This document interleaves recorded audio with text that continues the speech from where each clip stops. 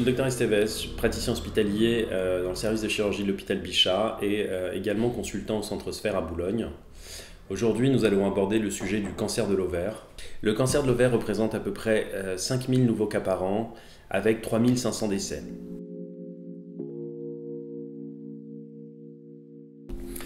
Donc le cancer de l'ovaire est une pathologie qui reste très longtemps asymptomatique et 75% des cas sont diagnostiqués à un stade avancé de la maladie, c'est-à-dire quand la maladie a déjà disséminé dans le péritoine, qui est cette membrane qui tapisse les parois de l'abdomen.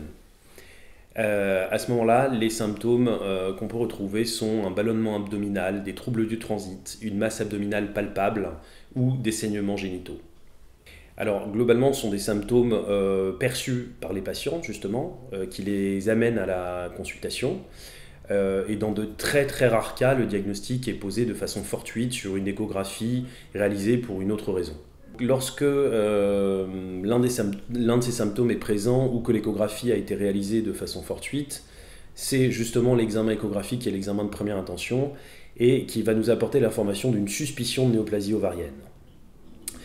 À ce moment-là, on demandera pour étayer le diagnostic une IRM pelvienne qui sera un peu plus précise sur les critères de suspicion.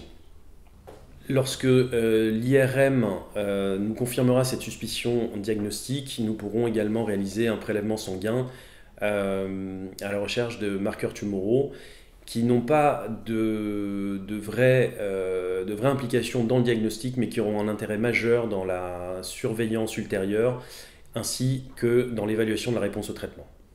Le diagnostic sera définitivement posé par un examen histologique.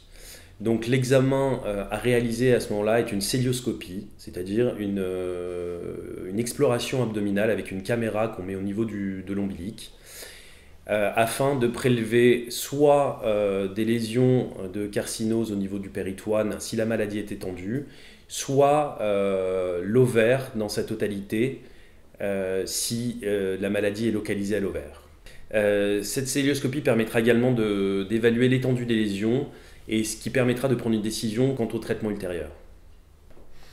Une fois le diagnostic confirmé par l'histologie, nous réaliserons un bilan d'extension par un scanner thoraco-abdominopelvien ou un TEP scanner afin d'évaluer la présence ou non de métastases.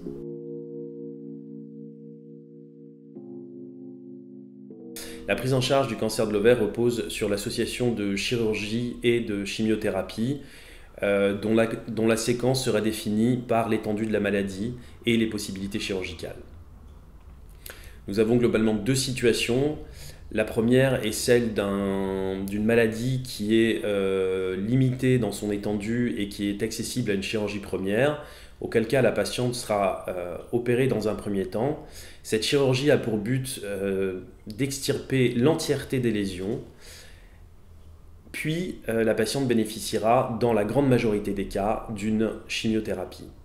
La deuxième situation qui peut se présenter à nous est une maladie trop étendue, empêchant une chirurgie complète en première intention. À ce moment-là, nous réaliserons une chimiothérapie néoadjuvante, c'est-à-dire 3 à 4 cures de chimiothérapie, suite à quoi nous réaliserons une chirurgie d'exérèse. Après cette chirurgie, nous compléterons les cures de chimiothérapie. Nous avons également à notre disposition des thérapies ciblées, les inhibiteurs de PARP, qui étaient initialement administrés aux patientes mutées pour le gène BRCA, mais qui aujourd'hui vont pouvoir bénéficier à la quasi-totalité des patientes présentant un cancer de l'ovaire à un stade avancé.